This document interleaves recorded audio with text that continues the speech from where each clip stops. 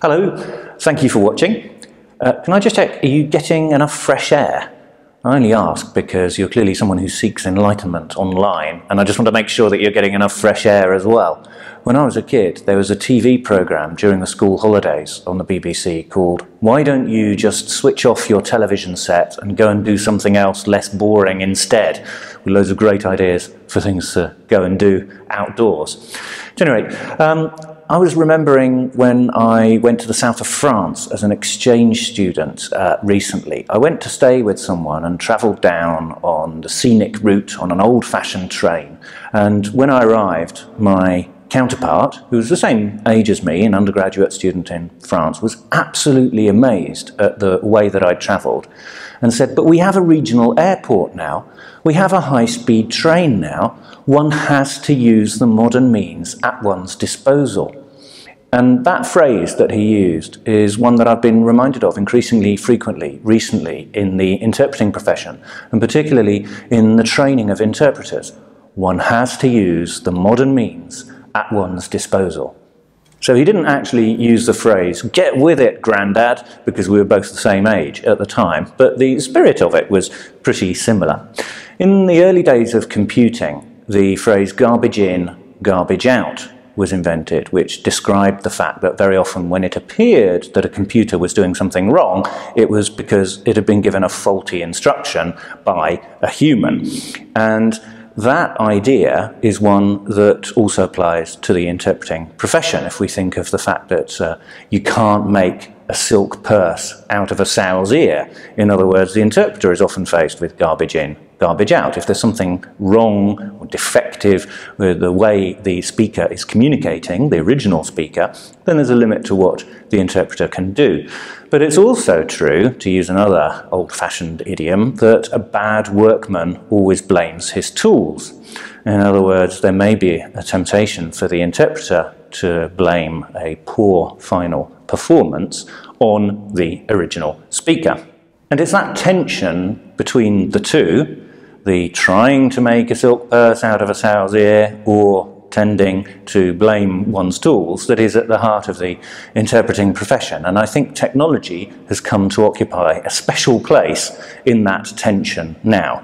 If only we had the perfect headphones, we say. If only we had the perfect microphone, the perfect tablet, the perfect glossary, the perfect booth mate, and the perfect hairstyle. If only everything plugged in, then we would achieve interpreting nirvana.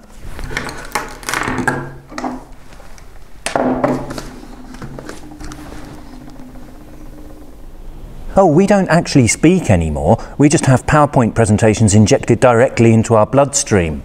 So sometimes I think there's a tendency for us to use technology because it's there.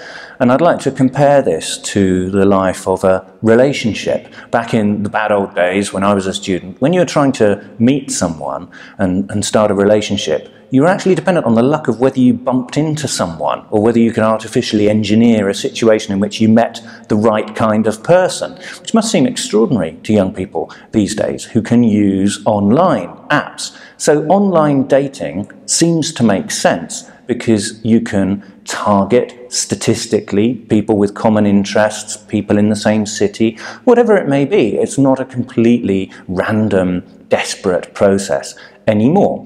So when you're crunching numbers like that, which may be a factor at least for your exposure to a group of people from which there may be somebody special, it makes sense to use technology. But let's think of the end of a relationship. Unfortunately, some relationships do end. And how many times have you heard somebody exclaim and complain, "What? He dumped you via text?" So sometimes it's better to sit face to face and actually talk about your feelings and not try to avoid that contact by hiding online. And so I think that difference between dating and dumping, I think it's clear to all of us when it's appropriate to use technology, but sometimes there's that temptation, isn't there, just to use it because it's there. And it's not always straightforward to decide when that human dimension is important. I mean, I think we've all been exposed to remote interpretation, but if you were to ask your delegate what they thought of the interpreting, and they were to say, well, it was a bit remote, that's not an unequivocally positive appraisal, is it? Oh, we're actually moving on from the paperless office now. The next step is the brainless office. So, should we go back to the bad old days? In my day, we didn't have the internet at all. All we had was the local paper. And that was crap. Still, didn't do me any harm. I can still tell you what time the local Pigeon Fanciers Association is going to be meeting. So this is the question I want to raise, whether just because we can do something, we necessarily should. We should also look perhaps at the motives behind technological change. Who's driving the change? The first online check-ins were encouraged by the low-cost airlines. It was cheaper and more convenient for them. Now, it may be convenient for the passenger too, but that's where the trend was being driven from. So, going back to one of the main principles of interpreter training, that the student should learn to walk before they can run, we should perhaps bear in mind that even though an experienced professional interpreter may be able to cope with interpreting from a screen, that doesn't mean a student should necessarily systematically be asked to. And of course, it's pure coincidence that such a technological solution is also cheaper and more convenient for the universities. Perhaps we should remember the definition of interpreting. You know the image of the tree falling in a forest where there's nobody to hear it, so it therefore doesn't make a noise. Well, I would argue that if you don't have a real speaker who wants to get a message across, and you don't have a pure customer who's dependent on an interpreter in order to receive that message, then you don't actually have interpreting happening at all. You may be usefully practicing some of your skills, but that is not actually interpreting which is happening.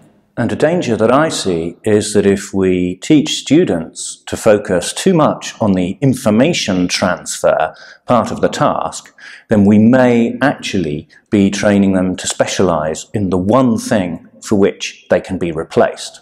So you need to train with real-life speakers, and perhaps more importantly, with real-life pure customers, who are, after all, our raison d'etre. And it looks like it's not raining at the moment, so I hope you've found watching this video interesting. But now my message to you would be, why don't you just switch off your television set?